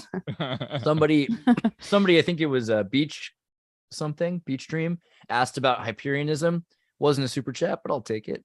The idea of the Hyperionism. I remember this guy Morg actually when I lived in Venice Beach, and so the story is Grand Poobah of Hyperionism, Morg, a shock artist who performed at the Venice Beach Freak Show in Southern California before it closed in 2017. All the years we will remember, and formerly starred on the. Yeah, right. Do you ever watch that? Okay, gosh, little Canadian Freak tangent show. there. Fraggle Rock, Canada, one of the greatest Canadian mind control programs ever made. Buddy, that was understand this show. Flintstone shit. Dude, so basically Jim Henson, what am I gonna do? Am I gonna do this? Yeah, I'm in tangent. I don't care. Fraggle Rock. So Sesame Yeah, I Street. think I was too old for it. It was like annoying. Well, hear me out. Sesame Street unpaved, right? Because Sesame Street was in 1960. Unpaved. Whoa. Yeah, because you've got this idea of Sesame Street. Back in the streets and homeless and prostitution. It's not relatable to every kid from Thunder Bay. If you're not getting like Big Bird gets abducted and he's got this like hidden friend that is Snuffleupagus who's clearly on methadone, and then you've got the Croat. Okay, the Count is clearly Croatian. I mean, Oh my god. how many times will we have to Cevapcici this week? 1, 2, 3. Yeah. Count. Oh, That is- that's awful. He's from Split, dude. And then of Okay, course, wait. Do you think Donald Duck is a Slav? I think he's Icelandic. Oh, okay. I I've been think trying to so. figure this I out, wouldn't be yeah. surprised. I think he looks kind of Illyrian, but I And think they he's kind got of that. put him in these tropes that are like kind of, I don't know, but If you look at Donald Duck, he's a sailor, and you can imagine the Yeah. Croat sailor, and even Yeah. but he doesn't use a cravat. He uses the bow tie, and the colors of Ukraine or Sweden. And so I've always right, associated him right. with Scandinavia, and the fact that he talks that way. Have you ever talked to like someone who can't, like a Scandi who can't speak English very well? Like a Okay. 60-year-old who never learned. It sounds like that kind Wow. of. Worse would be Anglo-Frisian. If you go to the Frisians of Holland. Who's that other duck down there? Oh, we'll go back. That's cool. Where do you go? sorry, real quick. This guy? It had Oh. with the really thin neck. No, down there. Oh, this is Donald There, Duck. This is the yeah. original Oh, Donald whoa. Duck. Yeah. Okay, that's what I thought. Yeah, okay. Back in the Duck Mm. day, you know. And That's an interesting one because look at it, has the black bow tie and Wow. the white and white and blue instead of the you know what he yellow. looks like? He looks like a Russian sailor. That's the Russian. Yeah, saying he's exactly, Slav. dude. Boom. Exactly. I Well, knew He's it. done. got the black and black slip on the hat there. That is that's overwhelming, dude. They took a That's bow hunk and they interesting. made him a Swede. That's what is the reason? But you can even see, actually, look at that hat. Not interesting. even that hat even makes you kind of wonder. That's a Whoa, bit and I know my hat. bohemian. It's a bit bohemian. Mhm. But okay, so I digress. All right. Flintstone, no, Sesame Street was created originally. Oscar the Grouch, you know, the homeless Vietnam vet, he was black Oh. or he was brown or orange. They made him green because they thought, hey, let's make all these colors so that we have colorful characters, but it won't be persons of color, which is now Sesame Street's like, we have the first Mexican Muppet, the first Asian Muppets. Like, dude, half of the Muppets were already Asian and Mexican. You just didn't care, or Puerto Rican, or you didn't look into it or want to know. Look at this unibrow. Look at that one brow. Come Dude, on. clearly a that's- Slav. That's a come Bulgarian. on. Okay, What's so going I was on talking there? to like a Gen Z kid at work because like we work for 12 hours next to somebody, like, and they were telling me they watched Star Wars, the original ones, and they couldn't watch it because like Mhm. the graphics or something. Right. Like they were like, I couldn't even get through it. They're like, it's so bad. Well, my God. that's So that's it's like there might be something to it where it's That- like they have to that's the update the thing. Muppets because people like cannot process them anymore. it's or not something. it's not the so here's the deal. Kids used to It's like, watch what is in Star Wars. animation.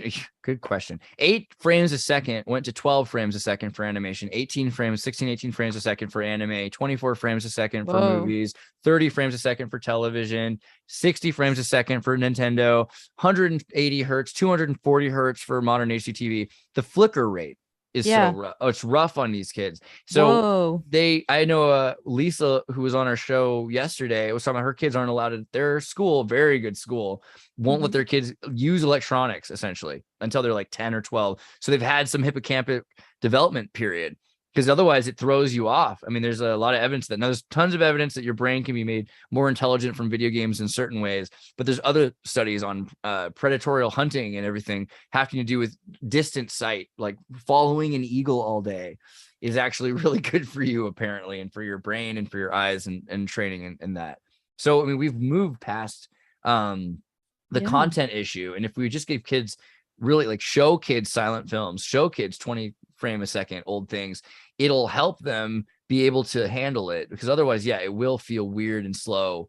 And I know kids my own age who spent all their life watching Canadian television and video, not film, you know, watched like all the TV shows. And Mhm. so that was Canadian television already is in 25 and 30 as opposed to 24.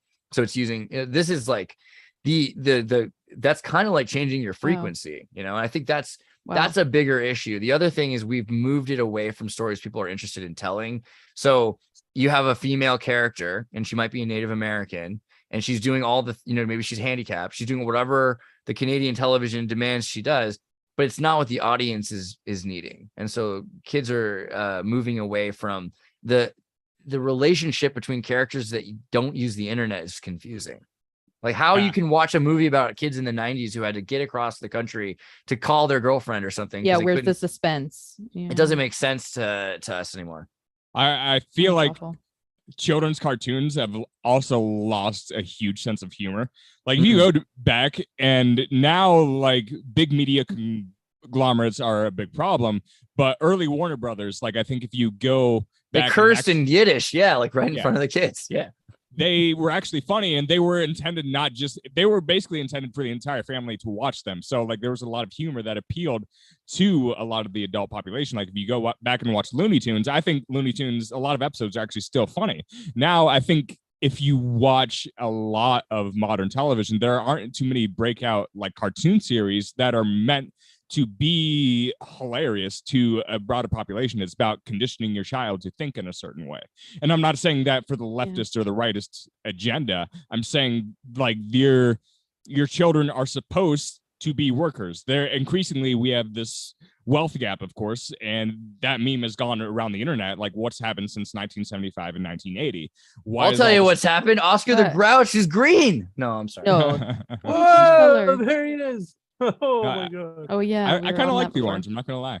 No, I do too. I think he's cool. Yeah, I'm he's badass. I miss that guy. I like Yeah, the green. I do like the green too. I just you know, Can we pull up a clip? Can we get a clip of Grouch, the Oscar the Grouch? I mean, if I I went forget what he Oscar, sounds like. oh, I don't know if I can do. I might get troubled. for Okay, that. don't worry about it. Don't worry about it. Sorry, my bad. I love trash. I There love we go. trash. Something like that. There we go. But I mean, Okay. okay. Because So I you get just the forget idea. what he sounds like. He lives in the city. There are homeless people. It is very unrelatable. It's very unrelatable to most people to watch Sesame Street. Unless you, the thing is, the kids who watch this from New York City and from Philadelphia and from San Francisco, they lived around. There were child molesters. There's cannibals. There's occult ceremonies going on. So the kinds of things kids were dealing with was really traumatic. And Sesame Street really tackled all of these issues. Tackled child sacrifices.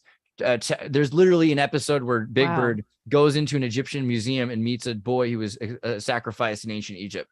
And during a week when that was going on. So amazing stuff. Mhm. But it was just too unrelatable for everybody. He said, let's make a bigger show. Oh yeah, And it's Fraggle gonna be Canadian as F. And we're gonna How shoot cute it. that guy is though with his little tomato and Dude, everything about the show. And these are the VeggieTales over here. these VeggieTales too, but these are the characters that imprinted on me instead of the Sesame Street, and they're all like liberal arts students in college that live on a trampoline together, you know. But they're fighting with the real world, and the real world they see Uncle, what's his name, who's gone off to the real world, human world. What's it called?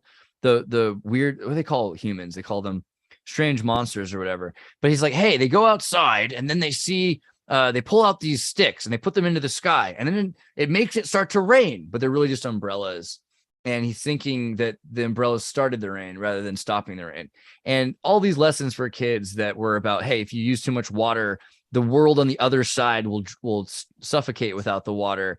But you know, there's some people that have to work all the time. It's their dharma to just work all the time. Dozers work all day while the Fraggles play.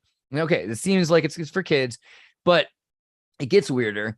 How Jim Henson, this is Telegraph, how Jim Henson tried to bring an end to the Cold War with Fraggle Rock.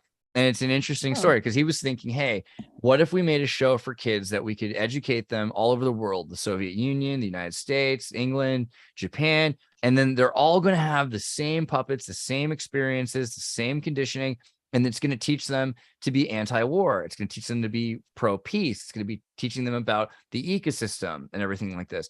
And the Canadian government and the British government helped finance this, just like the British government had financed the Muppets, which had originally been called Sex and Violence. And they decided to change the name from Puppet Sex and Violence to the Muppets. But I used to watch that Sex, show. eh? yeah, because he thought, hey, a show called Sex and Violence, that's what sells on American television. But, you know, they took it to the level of making a show to imprint onto kids how to have peace and tolerance and interact with each other. And it's a perfect example. Like another one of those. In America, we have to say, oh, what a weird conspiracy. What if they're putting stuff in kids' cartoons? In Canada, they can just tell you how proudly they are that they're going to save the kids with this new educational show. My brother tried to make cartoons for a bit, and he was saying that there's like restrictions on teaching. Like you have to be really careful in the language that you use when you're presenting an idea. It's like you're not allowed to be like, this is educational or this is teaching them something. Like you have to be really careful. So it is sort of secret. Do you know why that is? Or is it There's like legality to that. I guess it's like to be a teacher or to something? be the teacher in the cartoon. Yeah. You don't want to, it's pushing ideology that like they can't get behind, you know, all the sponsors or all the advertisements can't, Oh, okay. Like you know, product organize. listing. Yeah. Like product, like whatever it is, just like you can't back that idea. Like what if it's teaching something that they don't agree with or something, you know? It's been like 15 years since we had the SpongeBob episode where they went on strike against the Krusty Krab, and literally that whole That was a big deal. That was whole a big show was a deal. metaphor for the French Revolution. I think like it was Elaborate.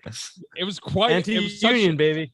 Yeah, it was such a brilliant episode, and SpongeBob was actually incredibly political in some of its episodes, its early episodes. They have L. Ron Hubbard, and they deal with Scientologists and Freemasons, and yeah, it's crazy stuff. Yeah, that episode in particular. Well, there's so much biting satire about American culture in general. It's amazing that it actually passed for what it was. And after Hillenburg, the creator, he died, the show just kind of went off a cliff in terms of how much it appealed to overall intellect. So the episode where SpongeBob and Squidward went on strike, he starts repeating these mantras, I guess. Squidward gets into his head. He says, "We've been dealing with this shit for too long." He doesn't say shit because it's SpongeBob, but I think Hillenburg wouldn't have had a problem with swearing if he had total control. So he said, by the end of the episode, SpongeBob is actually brainwashed to a certain degree, and he says, "I'm going to dismantle this oppressive establishment board by board. Wow. I'm going to saw the tables of justice in half. Full I will Saint Just, gnaw- yeah. Yeah, I will gnaw at the ankles of big business." And really did address a lot of the issues in our system that we have. The American system does have those problems with big business, and it was a really valid critique, but it also showed the other end of things to where people can be radicalized very easily and not understand where the middle ground is. So he literally ends up destroying the entire business, and they end up having to work for Mr. Krabs for the rest of their lives to pay for the damages. So that's the end of the episode. And it's like, yeah, we did it. We got our jobs forever. So That's union. such a great episode.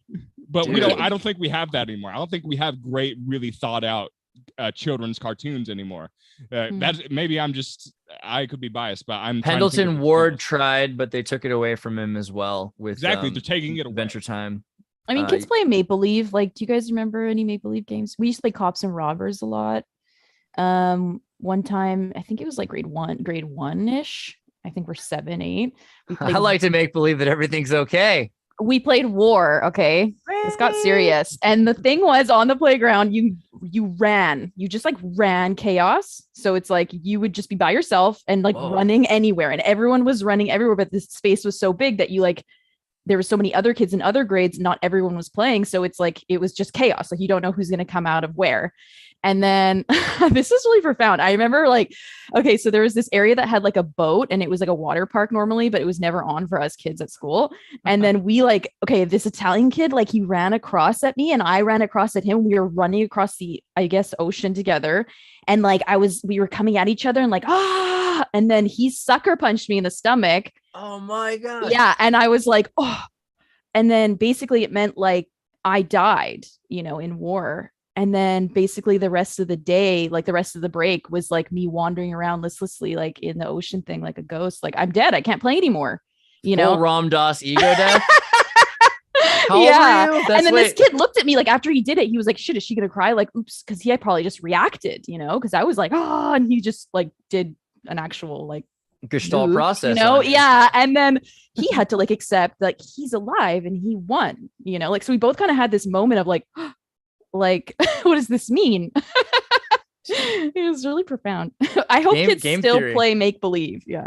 I mean, that's huge. I noticed like drugs are the new make believe for people. They're like, whoa, my reality's shifted. And then you go, I was playing that game, Call of Duty 2, where they go Call into of Booty? That's what they call it. That's what the ladies call it, I thought. But it's a popular game for couples. Yeah. But but in that game, there's a level where you're dealing with zombies. Was that what it was? Yeah. And then there's drugs in the forest because you're at like an 80s Santa Cruz, California movie shoot or something like that. And so you go to the fireplace pit and you kick the drugs, and all of a sudden everything goes into this swarming DMT trip, but you can kind of see like infrared for a bit. Like you can see where people are approaching you in the dark and whatnot. Yeah, it's a trip. But I was like, this is amazing because it's going to teach kids about drugs without them needing to do drugs. And frankly, I like it better than drugs because it's just like 15, 30 seconds in the game. It's colorful. It's fun. It's over. I can go do it again. It'll end really quickly.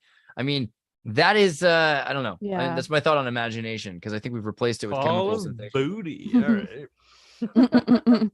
They do like, I guess That's the takeaway. I think that games make the most money out of any entertainment stream, right? So.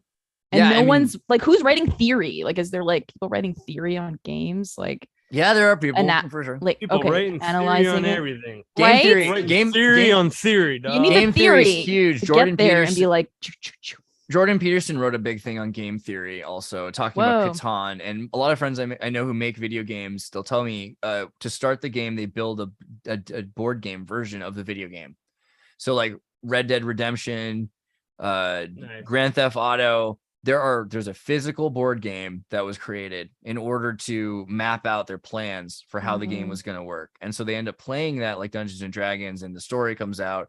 There's certain, maybe the story is a little bit less invented in ways because there's an actual screenwriting technique that's going on. But you look at Grand Theft Auto and you can see there's specific characters that have specific things that are generating. It's very much a D&D style a game. So It's yeah, so the creators are storytelling. D&Ders.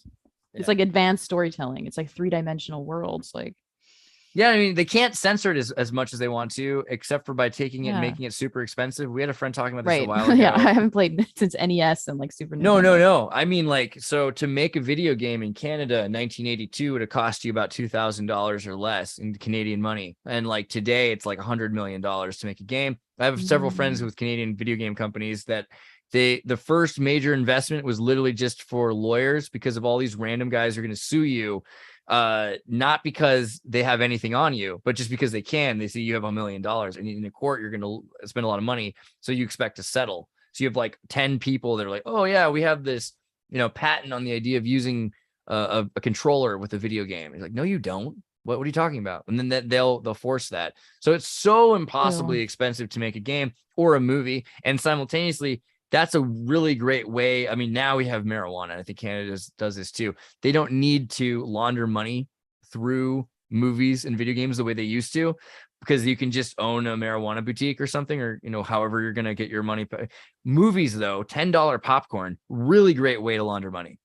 You're like, oh yeah, there's lots of money going through this. Absolutely. And so to own the movie theaters, to buy and sell the movie, to say we only made this much money on this movie that wasn't very popular because it was too artistic, that's fine a lot of the time for Hollywood at the time, because it's about laundering the money. Video games are becoming that way as well. Art, like first a painting, right? I worked in movie theaters. Yeah. But I mean, video games have become the same thing. I did want to talk about that teacher. What do you guys think? Oh yeah, the movie teacher. Well, because you had gone and said, what did you say? You said it's really, I wanted to tie it in with, you shouldn't be a teacher in a cartoon, in Canada. But here's a cartoon teacher in Canada in every way. And so. Yeah. And people are defending them. So clearly they're being genuine, right? Can you walk me through this as a Canadian? Like, what did you first hear about this and what is going on? On your show. Okay. And then I thought, this doesn't seem real. Hysterical. This is hysterical. Yeah, I thought it was like brilliant. I was like, I would do this. I thought they were trying to make like a point. But then I thought, why are they spending lots of money on prosthetic just to prove a point? Because they're from Ontario, and Ontario is different. We all know. But those Ontario tits. Ontario. All right. School defends. This is the best part. School defends gender rights, quote, of trans teacher with giant prosthetic breasts.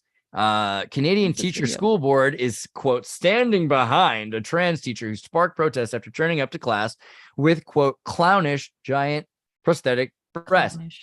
I'm surprised that they're allowed to say that in the article. I feel like they could get in trouble. That's a bold word. They're just super big. I mean, you've all met somebody that lives like this. They have terrible back support, and it's no woman's like, yeah, that's what I want to live with. That's fun.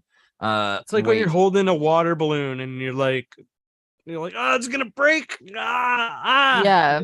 But it also explained he's a teacher around adolescence, and maybe that's the connection. Is like it takes you back. Lisa was talking about how some people have a cognitive block that keeps them from maturing, and maybe he's like, oh well, I'll never be able to become the man I wanted to be, but I could be the girl I loved in high school or something. I don't. That's one. I mean, who's to say? That could be completely off, but the blonde high school teacher, that's how we're describing her. The blonde high school teacher went viral after being filmed operating a cut-off saw in class while wearing tight black shorts, bike shorts, and balloon-like breasts drooping around the waist in a tight striped top. Other images taken by pupils at the school in Oakville, about 20 miles outside of Toronto, showed the same teacher in other outfits with huge nipples protruding from the fake bust.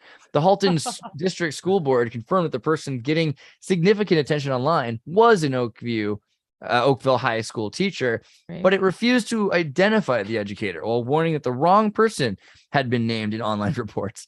That's got to be the worst thing. Like if you get calls in the middle of the night, like, I hate that you're in school with your big boobs in my kid's face. And you're like, dude, thank you for calling tech support. Some disturbed pupils have skipped classes held by the Oakville Industrial Arts teacher who began identifying as a female only last year.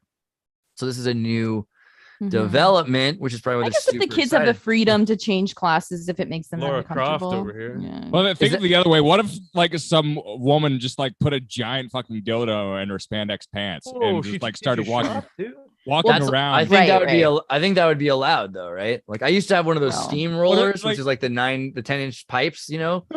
Well, it doesn't make and a pair of Jinko jeans, you know. Well, if this is a prosthetic and not like a sex toy, you know. What if aren't they the kind of the same thing? Like, well, it's artificial. It's artificial. It's not to feed babies. I hear what you're getting at here. It's not to feed babies. I'm saying, and it's a sexual part. It's like what really scares me. Take issue with that, and it's not bigotry. It's like I think if this person was satirizing the entire culture of where things have gone, they would be doing an excellent job of doing it. Because how do we tell? Well, I thought that's what it was, and like I don't believe. know, but maybe if you knew the person in person, then you kind of would have. I'm gonna reach out for an interview because I'm so curious. But like the thing is, like as a Californian, this doesn't even offend me, which is the funniest part. I know some people should be annoyed at me for that. But I mean, my main thought was like, dude, how cool. This teacher's really good at the table saw. And with that bag of balloons on their chest, like it's really hard to balance yourself, I'm sure. And that's impressive. And, you know, if you're that punk rock that you don't care, but I think I think it is that they do care. That's what I'm starting to wonder. Okay. Well, I don't know anymore. Like I agreed with you yesterday. I felt like this is a genius social engineering stunt, but the sad truth is so many people do believe this, that it's become they're bigger than that kid over there, dude. Yeah. And so the kids did start sending in really pictures and like, some people are like, whoa. Enjoy. But where did that go? Did I lose the article now? Oh no. But I think maybe some parents could say like psychological evaluation here, like, but I was even saying like how many people had like totally crazy teachers when they were growing up, like they just didn't show it outwardly so much, or didn't show. There's you're trapped in this room with a teacher, and they're like totally insane sometimes. Yeah, I mean that's valid. It's valid to question the entirety of this, not because of this story, but like, not this, but all the time. Yeah, I remember always thinking my teachers are crazy. I'm like, oh my god. There's been stories all the time of like my high school teachers like having the phone numbers of opposite sex students, like in a weird way. It seems to be a perpetual thing that nobody just kind of does anything about, because we're used to sending our kids off to basically daycare while we go to our jobs and bring home the money and say your education is more important than me caring about you. So there's a lot of weirdness out there, and we don't evaluate it. Well, it's important for kids to know that they can be an asshole to a teacher if they want to. Oh yeah, that's key. Yeah. It's important for a Canadian to know they can be an asshole in general, I think. But this is we can do it to each other, but we'll still love you. No, Americans will be like, nice. Like that's a good sign. They kind of beat it out of you for sure in this country. Here's the irony, or maybe it's not irony, but here's the relevant facts. The students don't seem hyper offended yet. Maybe the pictures coming out mean that they were, but I think they were just like, this is hilarious, and we're living our lives, and they're Canadian. Like Canadians deal with a lot of weird stuff and seem to deal with it. I don't know.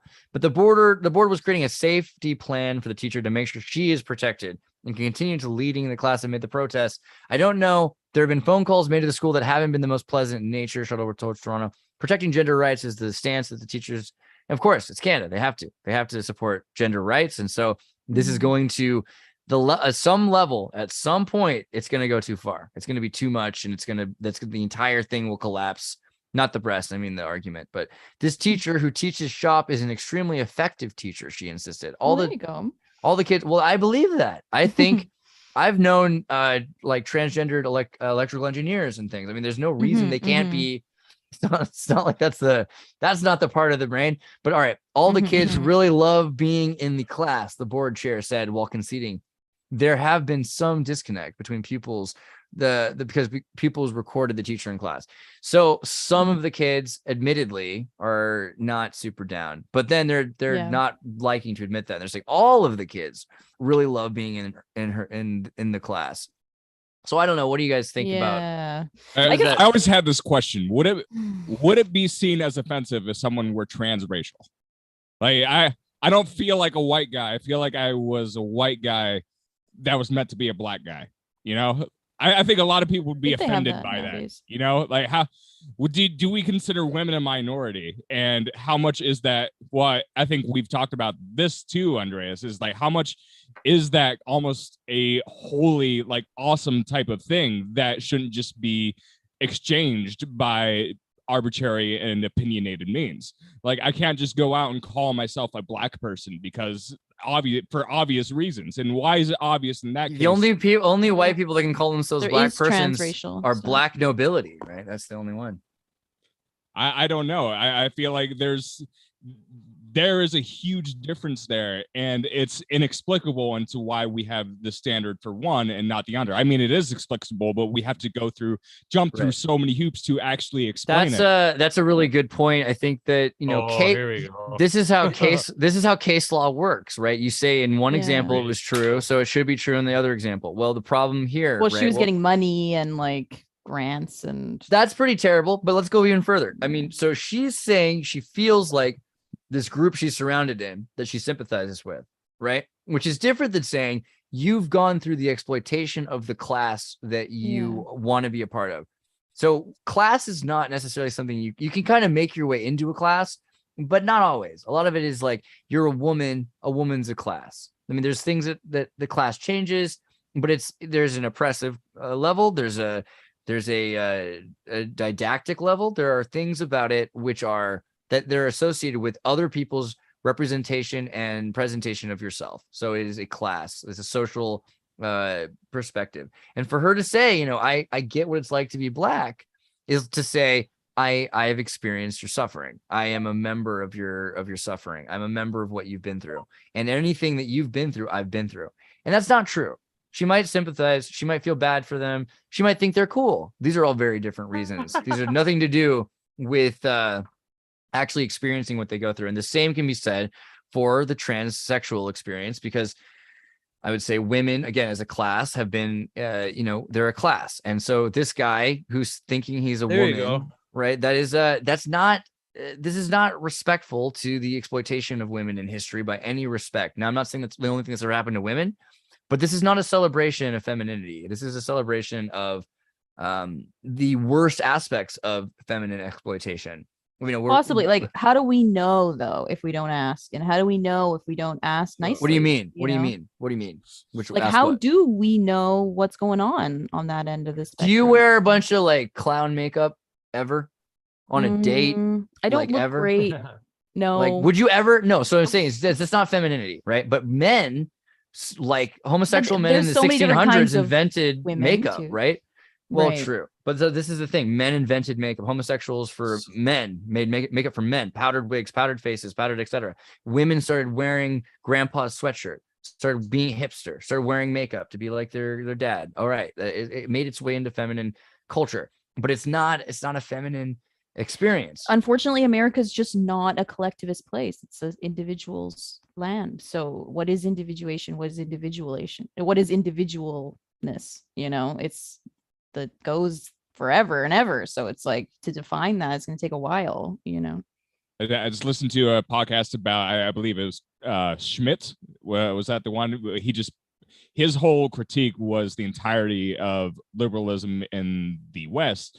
And I'm not saying I agree, but some of his critique seemed to be pretty pointed.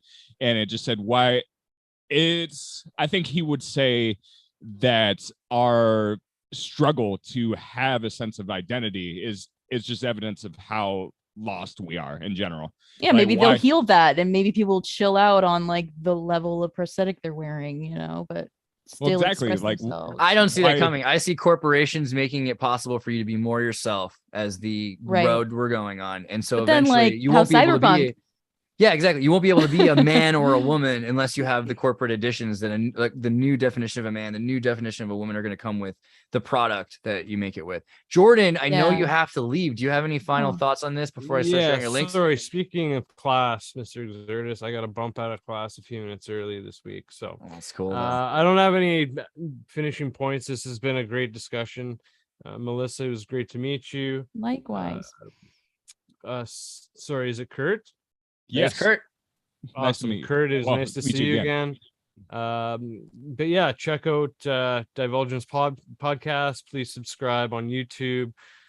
Audio is available just about everywhere, from Spotify to Amazon, all that, Apple, all that good stuff. I just put out a few days ago there an interview with John Phillips, the attorney for Joe Exotic, Tiger King. Dude, that's a based hat. I love that hat too. Yeah, man. that's On my your big boy podcast, hat. do you sort of cover like law and stuff like that? Like kind of. Yeah, law and true crime, some scandal, history, hidden history, some conspiracy stuff. So there's Lynn. He's got a There, great that, Camp X video. He's got amazing guests. Yeah, He's done so some we're gonna try to really get good Lynn stuff. on. We're gonna try to get Lynn on your show here next week. So I'll let you know about that. But Legit. yeah, check out Divulgence, and I'm also working on a whole piece about the whole Paul is dead, the Paul McCartney replacement Wow. theories. So if anyone's interested in kind of having a discussion about that, I'm gonna. I got a guy that needs to talk to you about that. It's his whole rabbit Okay. hole. So I'll set you up with that. That's awesome. Cool. So yeah, it was great to meet you guys, and everyone watching. Thanks for watching, and I'll see everyone soon. So Legit, enjoy the dude. rest of your Bye. conversation. Thanks for your time, ladies and gentlemen. Dude, enjoy Peace and Canada. love. We'll see you soon. I will, man. Yes, Thanks. you See you Canada. later. And then Yes, I Kurt, can. your American Time Machine music. It's only getting better all the time. What was the one that I just don't actually kill yourself was legit.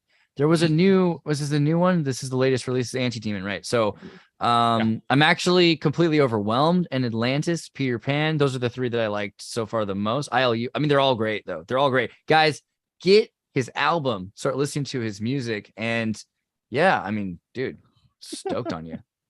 Thank you. I love you, Kurt. I think it's my best stuff, and I've been really in a huge creative slump because I'm like, wow, I don't know where to go from here. So that seems to be the accumulation of everything I've learned so far. But yeah. Well, I got some thoughts. I told you I'll make you my girlfriend song that we can work on.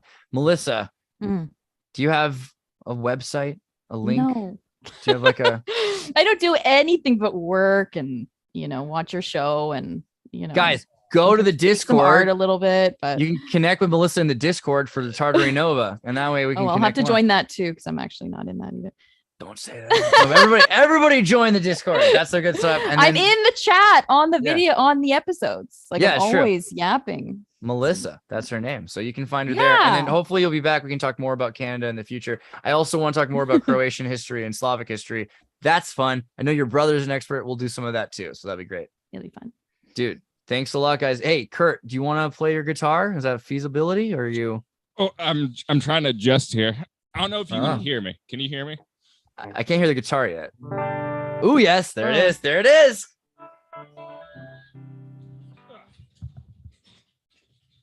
This is fucking awkward. This is the first time we've done this, but I've been wanting to do music and talk show. Advanced philosophy memes. We have really good memes. Advanced philosophy memes. Based fucking memes. Woo! I don't have my pick either, but I just grabbed it to see if you could hear me. But yeah, I tried. Oh, fuck. We need like a little like fire going or something. Something, but I don't want to play cover songs because I don't. That's always awkward, but Oh.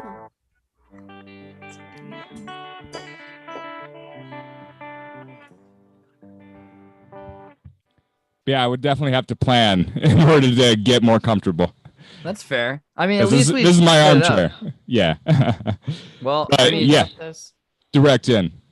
Anytime you want to do that, I think we're gonna do that some more. I think that's awesome. It already sounds amazing. So we'll set that up. That'll be cool. Thank you for making the time, man. That's the best. Let's do this next week. You guys feel up to it? It sounds like a lot of fun. MK Canada.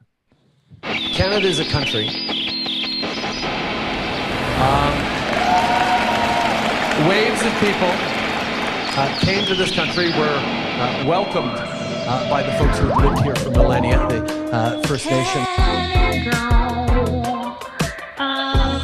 And built this society with waves of people fleeing religious persecution, fleeing tyranny, fleeing to try and build a better life for themselves here than they had back home.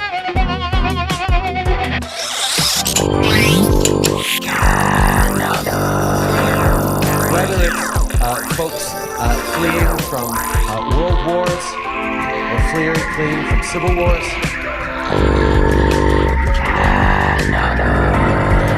these people always want the same thing: to be able to live in peace,